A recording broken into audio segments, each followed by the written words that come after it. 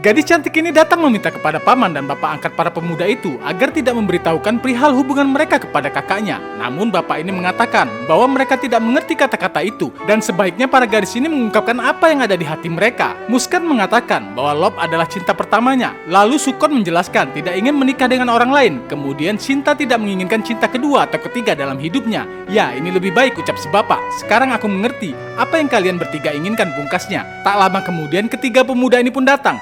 Sang bapak bertanya, apakah benar ketiga gadis ini adalah pacar mereka? Ya, benar, ucap para pemuda ini. Jika mereka ditakdirkan untuk hidup bersama, maka kakak mereka sendiri tidak bisa menghentikan itu, ujar sang bapak.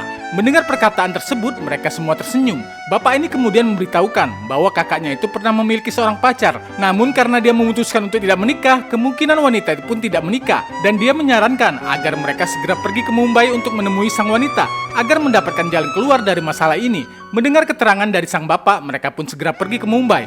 Lalu di saat para orang tua angkat ini akan keluar dari kafe, tiba-tiba kakak mereka pun datang menggunakan motor menanyakan ketiga adiknya itu.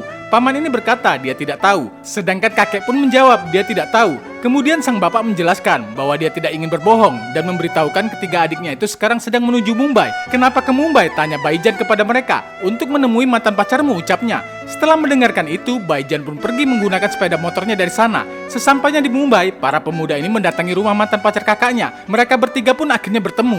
Wanita ini bertanya apakah mereka teman dari anaknya. Namun sebelum para pemuda ini menjawab, tiba-tiba suami dari si wanita pun datang. Dia berkata bahwa ini adalah pesta pertunangan putra mereka. Mengapa istrinya malah ngobrol di sini? Ayo pergi, ajak suaminya. Tapi sebelum pergi, sang wanita bertanya kembali. Para pemuda mengatakan bahwa mereka salah alamat dan segera akan pergi. Lalu di saat mereka berjalan akan keluar, wanita ini pun memanggil nama mereka. Kamu adalah Mo dan kau Is. Kemudian dia Lop, ucapnya, yang langsung menyuruh mereka bertiga untuk mendekat, serta memeluk Lop dengan hangat, memberikan salam kepada ketiga pemuda ini, lalu bertanya bagaimana keadaan kakak mereka.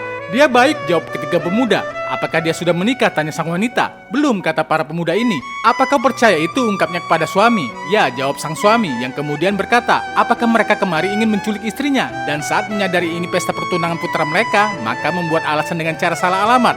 Ya pak, jawab Is kepada suaminya. Setelah mengetahui itu, suaminya pun pergi meninggalkan sang istri. Dan kemudian wanita ini pun mengajak mereka untuk masuk. Namun Is berkata bahwa mereka kesini tanpa sepengetahuan kakaknya Baijan. Dan pastinya dia khawatir, ucap Lop. Mungkin sekarang mereka harus pergi, kata Mo, yang lalu berpamitan kepada wanita ini untuk kembali pulang.